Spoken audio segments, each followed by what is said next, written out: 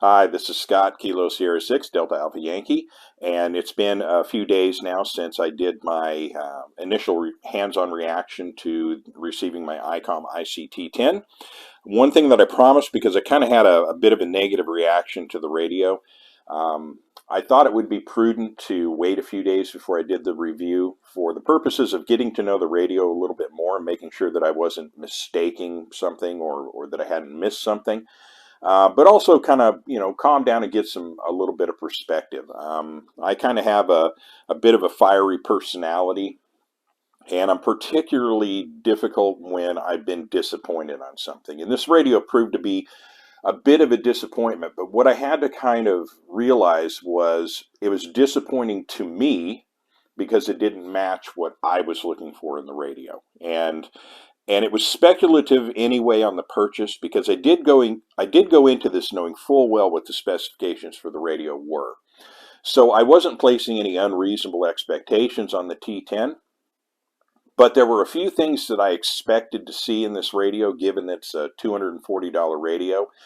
And when those features were missing, I was a little jarred by that because some of the things, and I'll cover it in the review, I'll get to the few things that I found troubling with the radio.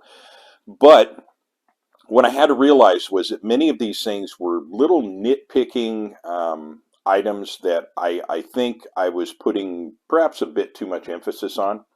Now, my the way I summarized this radio and the way I basically described it at the end of that last video was this is a mediocre radio in a very pretty package. I'm going to tell you that estimation really hasn't changed, but I should put a finer point on that and explain what I mean by mediocre. Does the radio work? Yes. Does it achieve its core functions of sending and receiving radio traffic? Yes. Will it carry out most of the simple tasks that you require a radio like this to do? Yes. Does it do it well? Yeah, it does it pretty good. So what I'm saying is this isn't a bad radio. But what I am saying is, as radios go, while it looks really nice and it has some very good features, and I'm going to talk about those features and I'm going to review it fairly, the radio itself, the guts inside of this are kind of mundane, average, very, very basic, very no frills. No frills, in fact, to the point that it's missing some critical features that radios that sell at a fraction of the cost, even like a Baofeng UV5R, will allow you to do a few things with that radio that this radio won't allow you to do. And I found that troubling because, as I said, for 240 bucks, I was expecting more of a premium experience. How about that? What I failed to realize, though, was when ICOM decided to go pretty Spartan with this thing and make it a very, very simple radio to use and deploy. My opinion is they might have gone a little too far with that Spartan mentality, but it doesn't change the fact that as a radio goes, this thing will do some things for you, and it's not without value. What I question, though, is being able to justify the expense in buying this radio. So I'm not saying it's a bad radio, and I'm not saying that it's poorly designed. I think it's poorly executed in terms of the menu, and I'll talk about those items. But it's a good radio overall. It's just not, under any reasonable set of circumstances, worth the price that they're asking. And I say that because and this will kind of start the review with some basic specs, but this is a dual band analog HT with a 200 channel memory. It has weather resistance in that it's IP67. That means it's submersible to a depth of 1 meter for 30 minutes and will resist water intrusion. It's also preventative against dust intrusion and debris and all that kind of stuff. Additionally, it's mil standard 810 shock proofed. Those are two very, very good selling points, okay? But it's a basic dual band analog HT, 200 channel with weather protection. And they want $240 for that. In a world where those radios already exist at a fraction of the cost, and I'm going to give you two examples here. We have the FT65, which is $89. It too is a dual band analog HT. I didn't mention it, but 2 meter, 70 centimeter. That's the common setup for a 2 meter, or rather for a dual bander. So this is a dual band analog HT, 200 channel capacity, mil standard 810 shock resistant, not IP67 but IP54, so it's splash proof. Legitimately a very good radio, has a lot of features that the T10 doesn't have, like programmable keys, memory banks so that you can allocate memory channels into smaller usable groups for special events, things like that. It has a lot of features that the T10 doesn't have, and it's only $89, whereas the T10 is $240. But a more worthy opponent to the T10 is the Elinco DJ VX50. And a VX50 is a $99 radio. And it too is dual band, analog, 2 meter, 70 centimeter, 200 channel capacity, IP67 just like the T10. It is not mil standard 810, but it's a tough little radio in and of itself. Has more features than the T10, things like dual watch, whereas this is a single line display. I feel the menu is easier to use on this. The quality of the speaker is better. There's a lot of reasons why this radio is actually superior to the T10. In many cases, the FT65 is superior to both. But $89 and $99. So at $240, the T10, what I was expecting was, yeah, I get it. You're paying extra, and what you're paying extra for is that four-letter word, that logo at the top of the radio. That's what you're paying a premium for.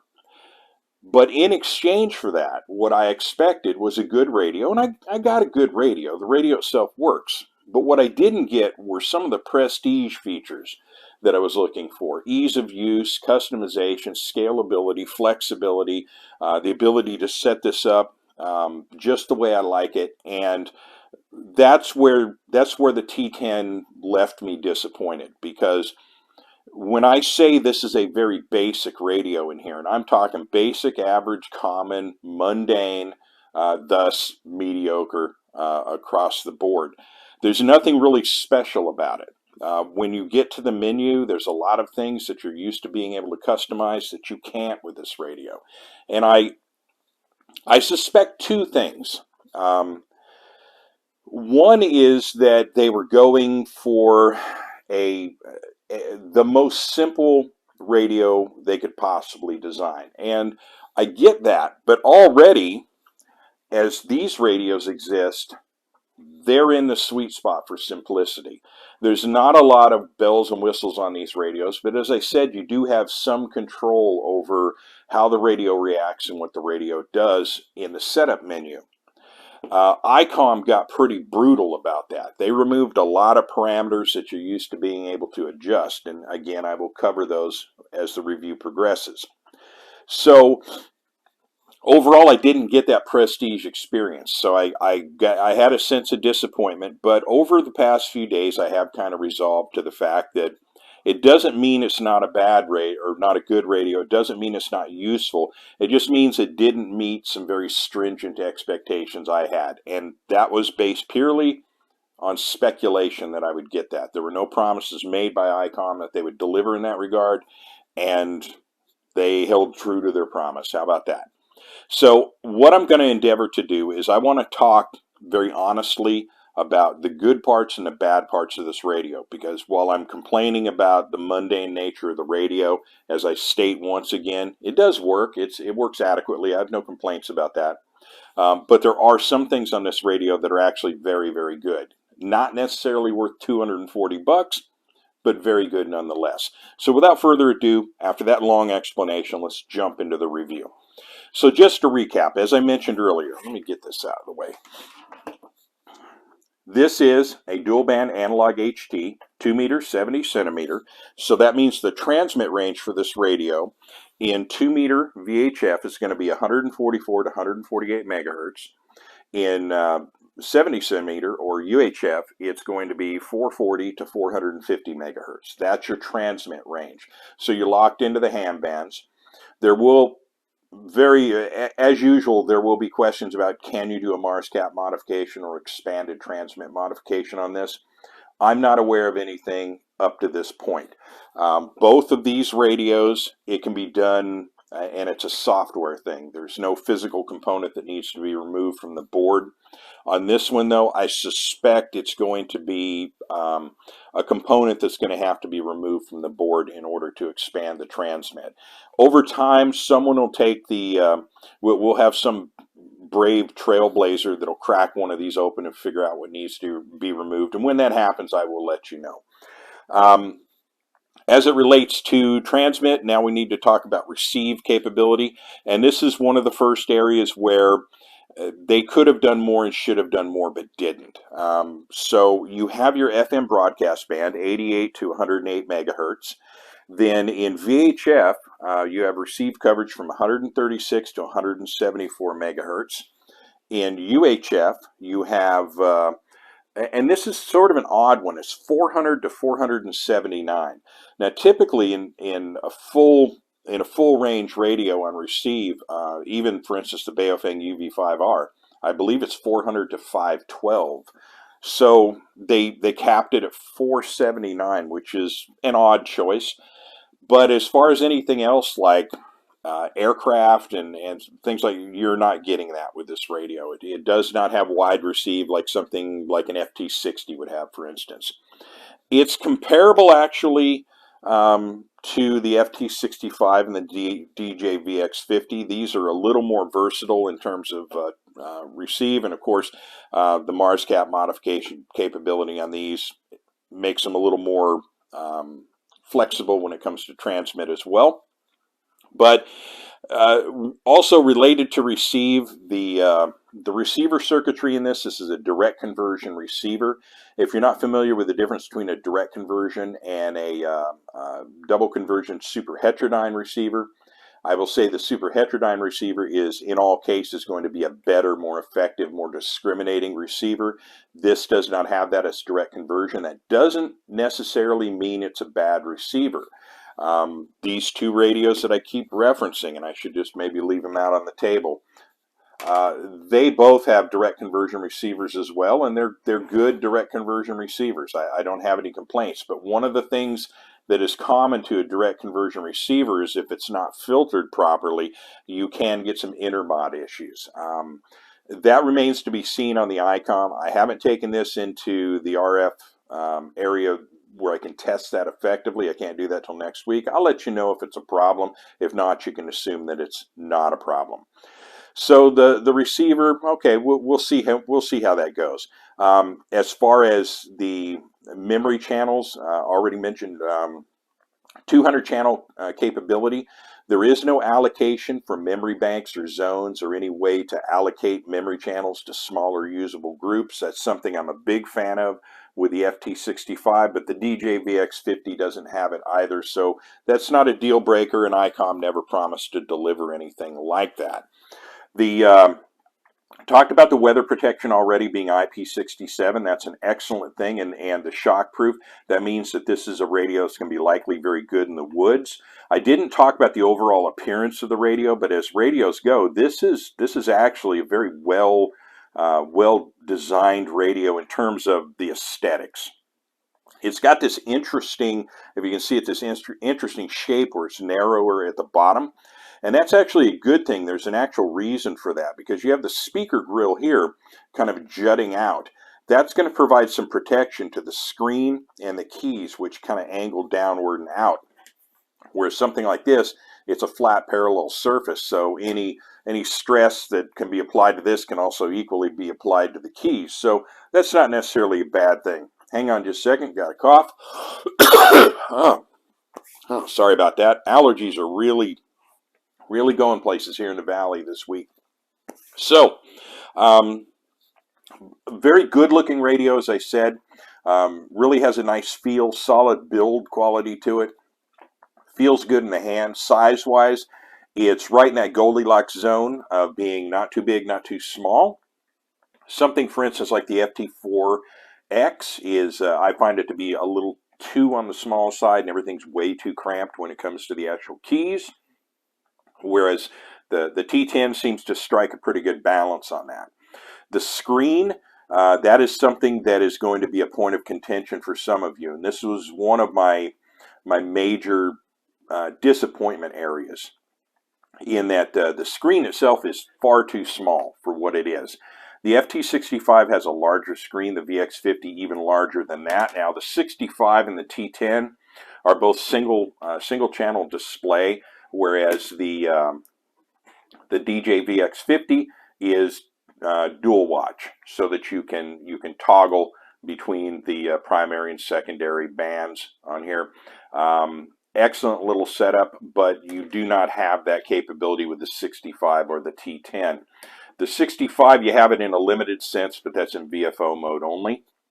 So another thing that you'll note, I'll turn this on and perhaps you can see it, but the backlight on this was another kind of massive disappointment, in that it's a green, kind of an algae green color, and it doesn't mix well with the actual lettering, the font on the display.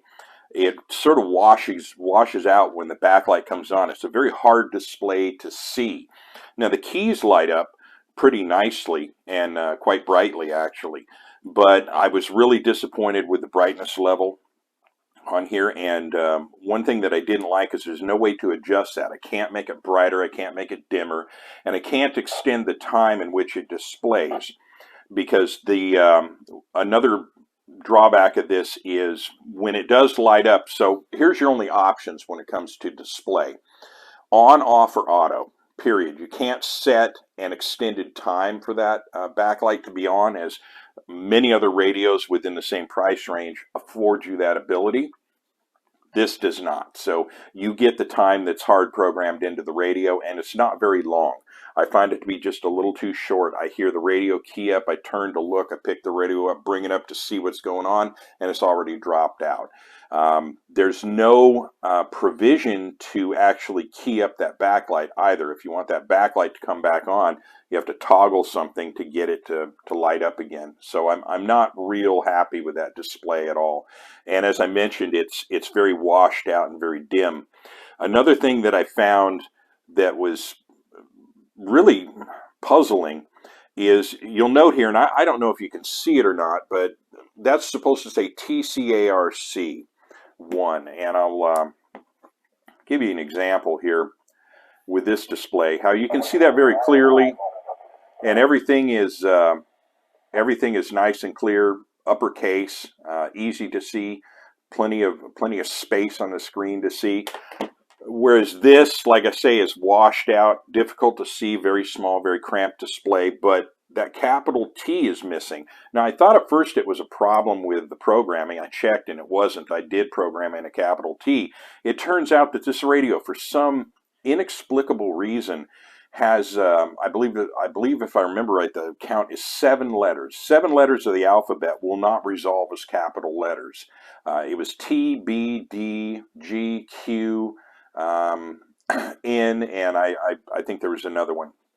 They all come out lowercase, and it looks goofy, and it does it within the menu as well. So you're trying to read here. M is another one, by the way, that's lowercase, and everything looks just odd. It looks very disjointed, and it looks if it has sort of an early 90s feel to it, which I don't understand. In an $89 radio, I can get a nice, crisp, clear display with my choice of capital or lowercase letters if I want. I don't know why ICOM was unable to carry that out. I get stripping features, but when it comes to a decision like that, you really got to scratch your head and wonder what they were thinking.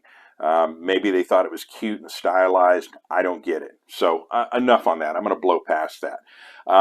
So let me actually, I've sort of gotten ahead of myself talking about the display. Usually what I do is I start with the volume control knob and work around. So let me go to that, and then we'll get back to the display and problems with the menu. So the volume knob and channel control knob separate at the top of the radio.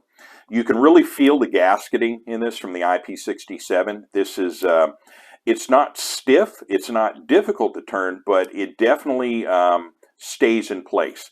And seems to be sort of a tensioning on this, which is actually a good thing. It means that it's not, your volume control isn't going to wander all over the place, and it may be resistive to having this turned on within a pouch. And my Anytone ATD878UV is very prone to this. I've had more than a couple of occasions where I've had the radio off and in the pouch on my IMCOM bag, and I've come back to find the battery totally dead because the knob got bumped and it turned on without me knowing. So I'm okay with that being a little difficult to turn. The channel control knob, the detents are fairly positive. I don't really have any complaints about either knob. There's a good bit of, or an adequate amount of shielding on the side of the knob to prevent damage. I'm okay with that. The antenna is SMA male type, where the center pin is on the antenna rather than the center pin being on the radio. That's always a good thing, because if you botch the installation of the antenna and bend that pin or damage that pin, you're out about a $25 antenna versus having to send the radio back for repair to have this piece repaired. So this is a preferable arrangement. This is a typical ICOM factory antenna, which means chances are pretty likely that it's going to be a good antenna. I haven't tested the antenna yet, but I don't have any complaints about it, and it's similar to the antenna on my ID51 Alpha. In fact, it may be close to identical to that antenna. In fact, I think it is the exact same antenna. It's a good little antenna. Yeah, it is. Yeah, it looks like the same antenna. Very good antenna, so I don't have any complaints there. Moving down to the PTT button, there's something, make sure it's turned off, someone wanted to bring to your attention is the PTT is a little different than what you might be used to. The PTT on a typical like FT65, you press this anywhere and you're going to get good red meat, no problem. I press it low, I press it high, I'm gonna be able to easily activate that PTT and hold it down. This one is similar, if not fairly identical to the ID51, in that it's a little different, that there's a pivot point on here. So it's not a plunger switch, but it's a pivot switch. So if you press too low on the PTT, you can get unreliable performance from the PTT button, because as you can see here, I press to the top and that button goes all the way down. But if I go low, it doesn't go in very far at all. And that's because the pivot point is right there. So one thing you're going to have to get used to right away, if you do notice that the PTT is cutting out on transmissions, move your thumb up. Just get in the habit of being all the way up at the top. We have our Monty button here, which is pretty normal. You can hold that down and it cancels out any applied squelch, so you can hear a distant signal. It's also a good method for determining how loud your radio actually is. That's what most people actually use it for. So that's moderate. Let's go ahead and crank this all the way up. It's got a good loud speaker on it. I'll get to that in a moment. The button beneath here, this button is one of the programmable buttons. Now, what I should probably, and I'm gonna refer to the manual here, because let's see, button number 3. So you push to enter the 1 megahertz step selection mode in VA and VFO. It is programmable for a couple of other things, none of which are useful in any way, shape, or form. It's not like I can program this as a programmable button to give me DC voltage or do a scan skip or anything like that. The only 3 options that are there, none of which you will find useful whatsoever. There are no other programmable keys on there. Whereas something like the FT65, you have 4 programmable keys that actually give you 8 functions, because you have short press and long press. This radio doesn't have that. It didn't promise to have that, but it would have been nice to at least be able to do something more with this button. Moving to the front of the radio, and again, I should point out just how kind of pretty this radio is. The more I look at it, and you really can't tell here, but they've done kind of a neat texture on the front here. It's almost like a carbon fiber sort of texture. It looks really cool. The microphone is right there. Talk about that speaker for just a second. One of the things that they talk a lot about is the 1.5 watt speaker, and it being a pretty loud dynamic speaker, and it is genuinely loud. This is a pretty loud radio. I will say though, because it's IP67, there's a membrane that protects that speaker. And while it's loud, it does have a tendency to be ever so slightly muffled. It's not unusable. It's not, we're not dealing with another Yaesu FT3 situation here. I just find that with certain radio traffic, if I have this thing turned up really loud, it kind of can take on that characteristic of being a conversation from another room that you're hearing, and some of the words get to be a bit indistinct, but that is not the norm. And usually I find at the lower volumes, it's a lot, I get a lot more clarity out of it. So it may just be the factor of the louder the speaker, the more air it's trying to move and the more resistance it's getting from that membrane. Oh well.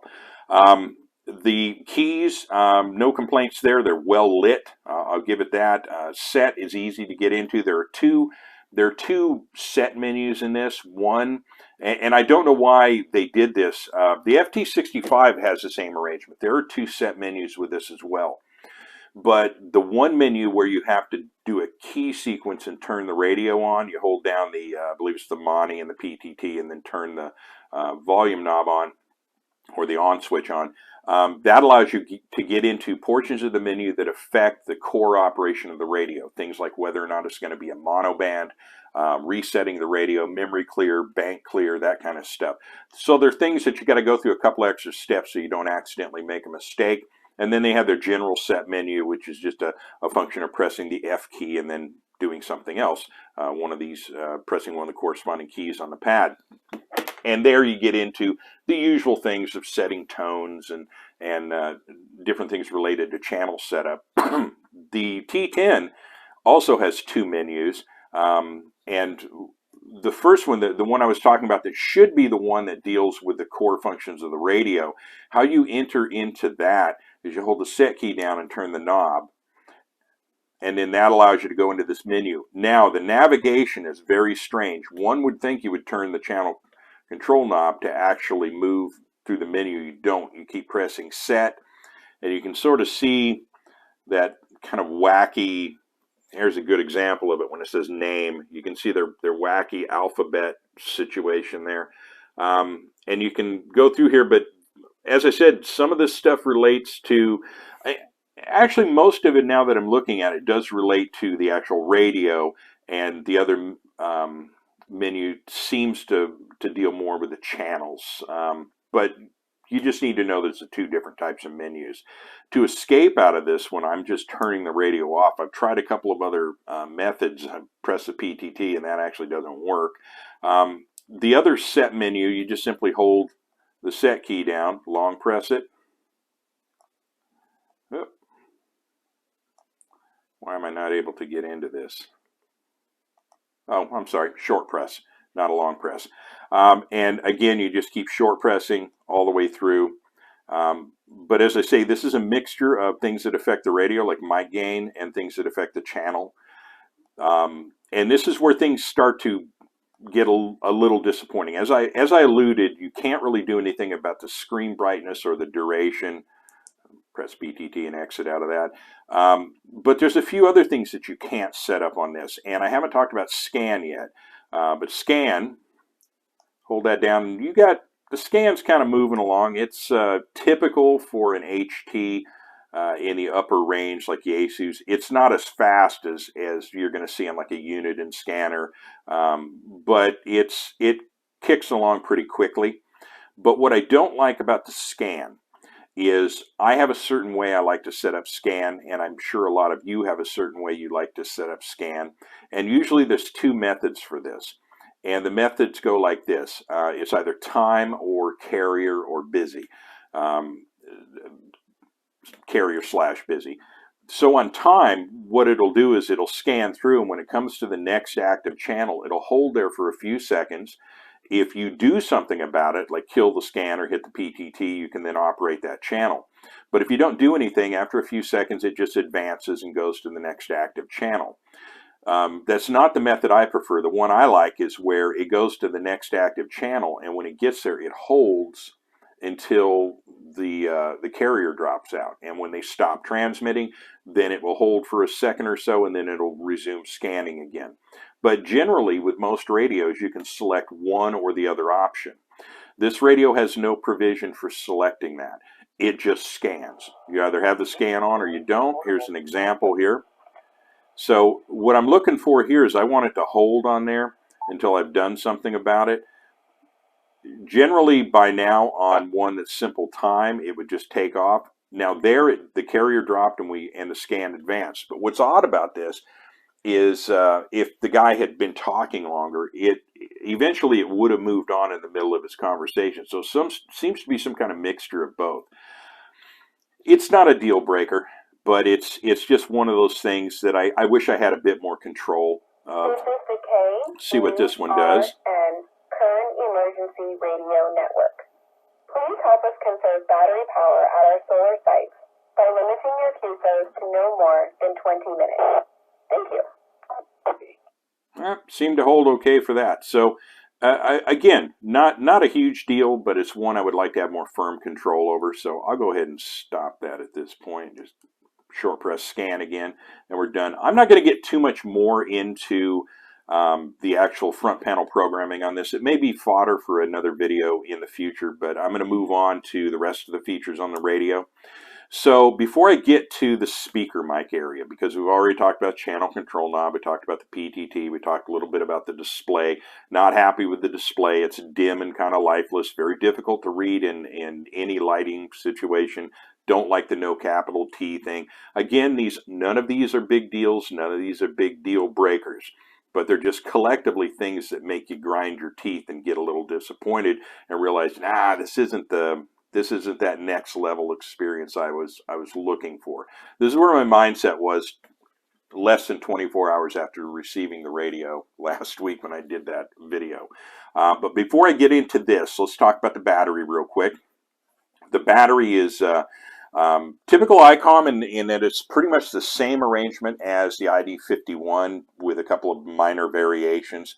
The latches are a little more pronounced on the 51, and then you have 3 anchor points at the bottom. This one, they're a little more low profile, and you only have 2 anchor points, but it does engage and disengage quite easily.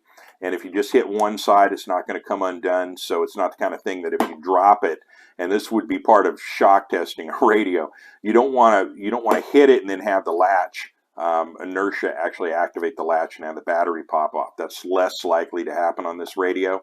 But you just press those 2 down and it pops right out. Definitely a big improvement over these 2 radios. Batteries are a challenge to get out. What we have here is a BP280 battery, 2400 milliamp hour. It's adequate in terms of size. As far as the battery life, I haven't used this enough to really make a firm determination on that, but I have no reason to believe this thing's going to eat batteries badly. Should do okay. And the way it secures, again, you have these 2 slots, these 2 tabs. You rock those in place and just simply press down and it locks in. Let's talk about the belt clip for a moment. There are a lot of folks that don't like belt clips that are on batteries. I actually like that.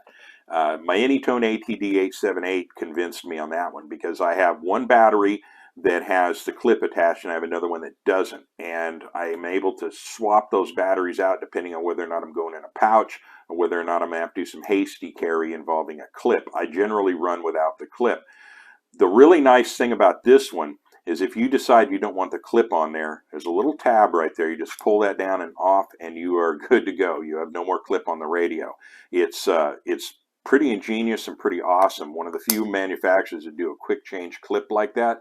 And another thing to note, every spare battery I've ever bought for an ICOM has always included a factory clip with the battery. So no huge deal there. So there we go. That's the battery. The other thing that this is missing, it's missing from these 2 radios as well.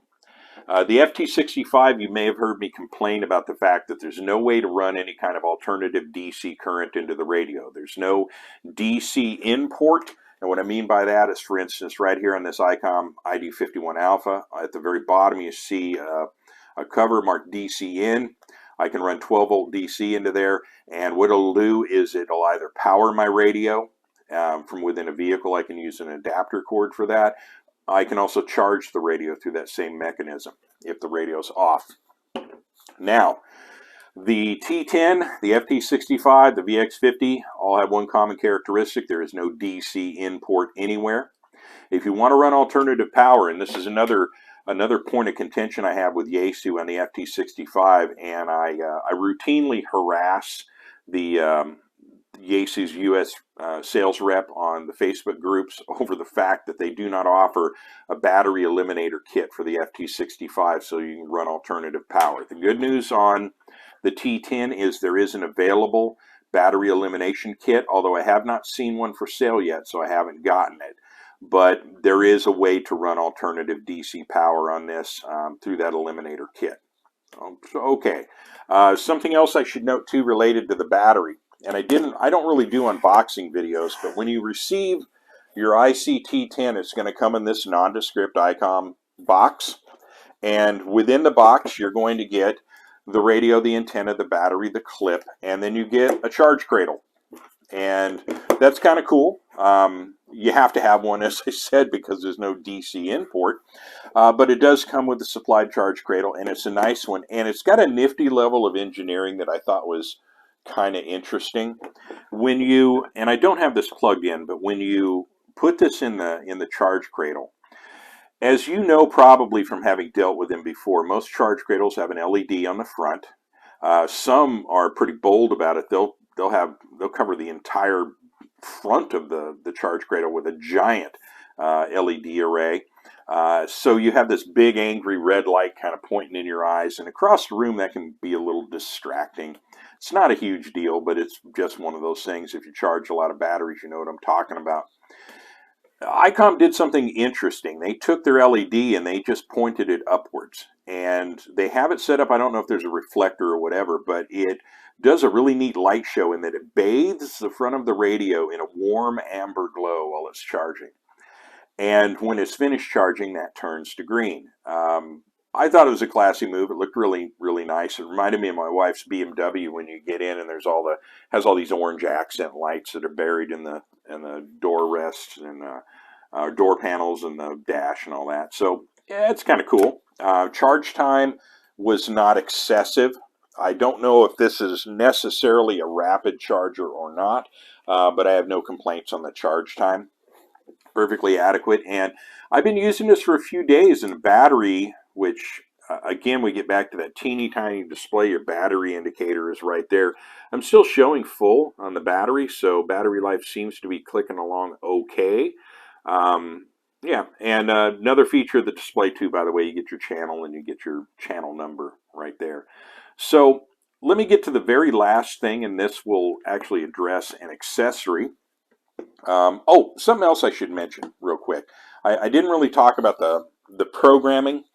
As far as programming cables go, let me talk about the programming cable for this real quick.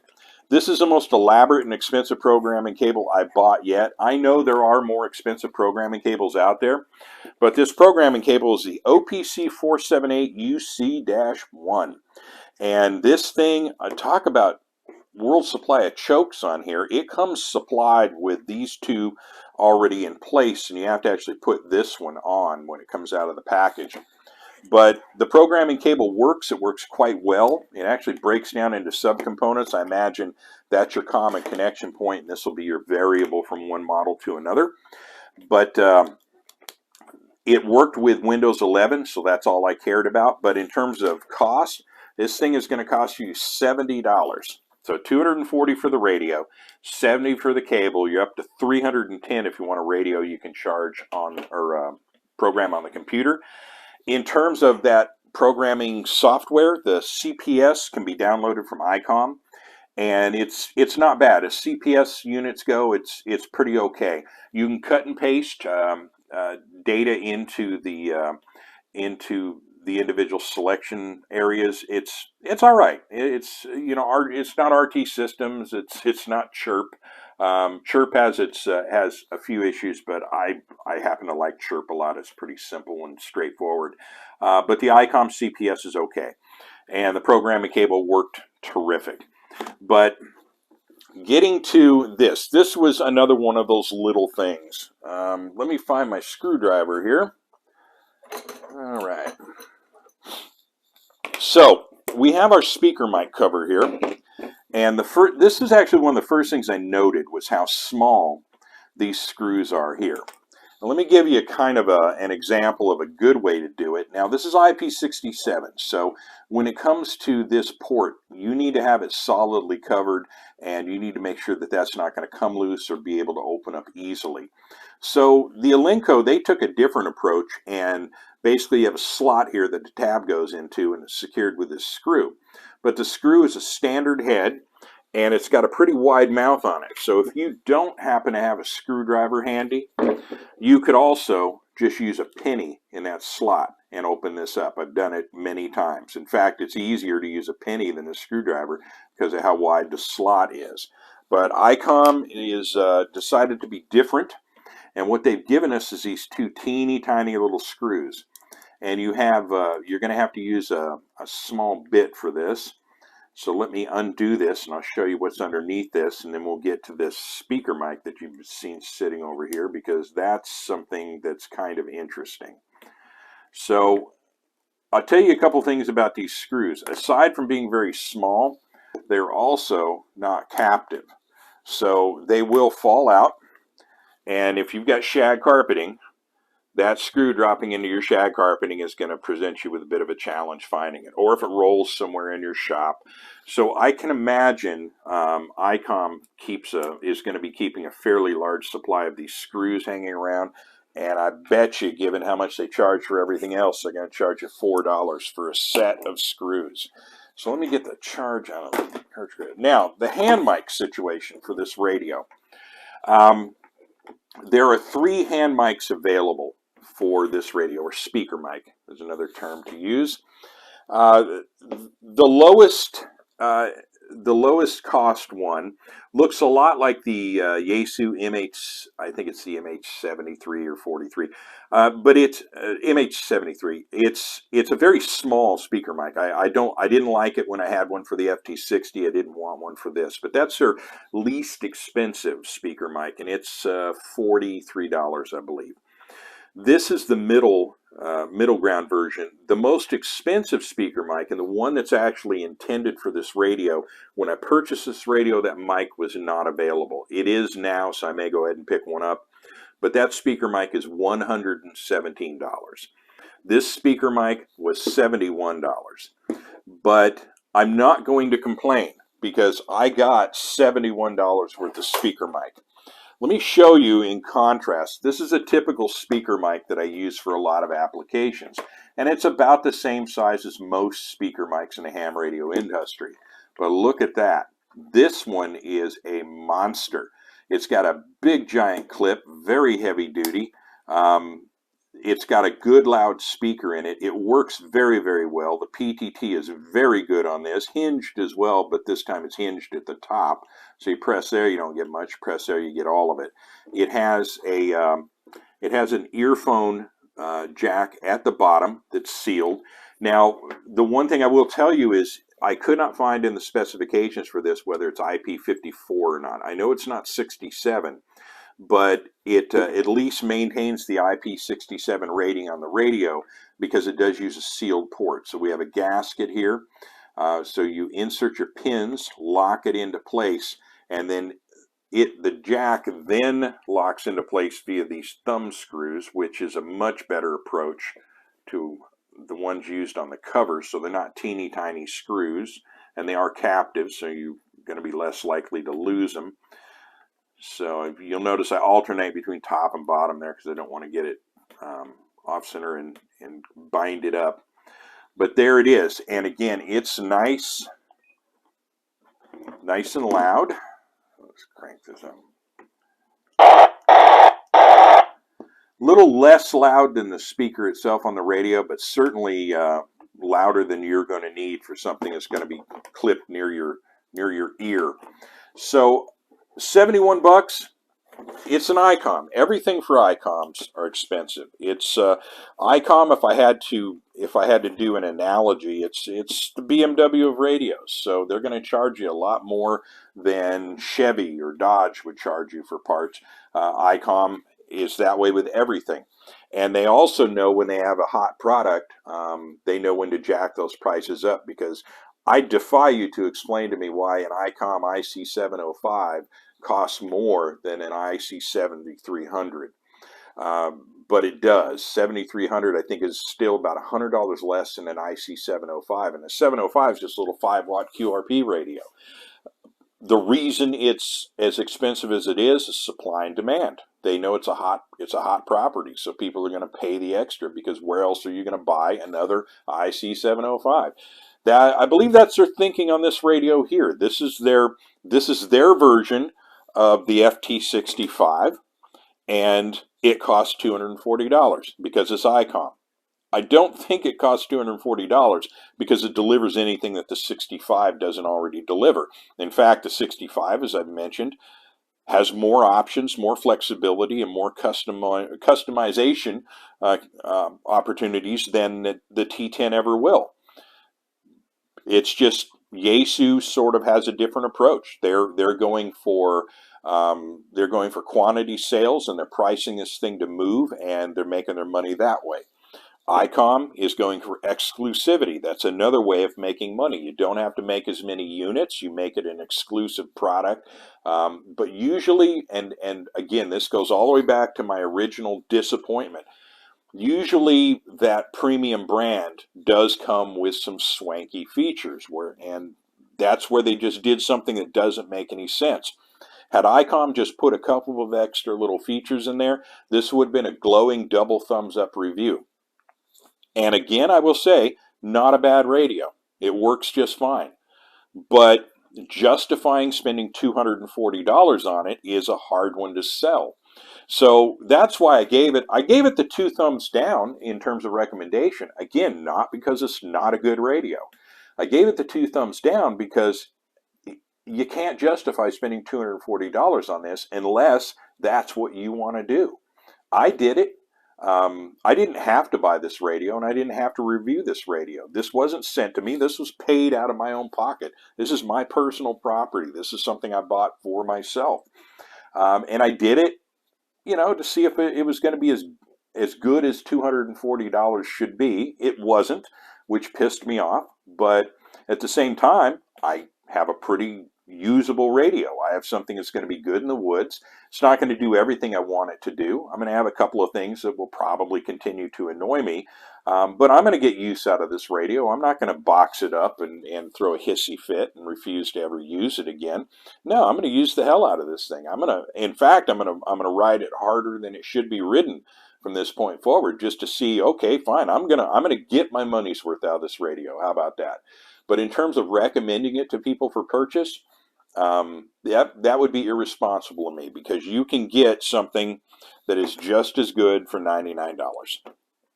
Plain and simple. So if you want to go with a more practical approach and spend your money wisely, buy the DJ VX50.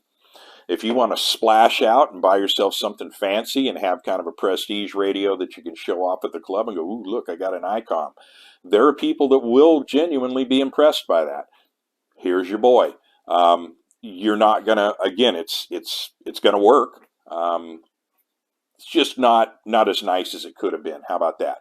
So here's to hoping that what they do is they find a way, based on input like this, or if they actually talk to end users and get feedback. I'm not totally sure about that. But if they do, maybe some of this stuff can be fixed with firmware. I'm sure it can. I'm sure that they can go in and install the ability to control your scan function, do something about the display to maybe jack the brightness up a little bit. I don't think you can do anything about the color. I don't think you can change it off of green. I'm not a fan. I will say it's different. I don't have any radios with a green display other than this one. So it may be something that I end up getting used to.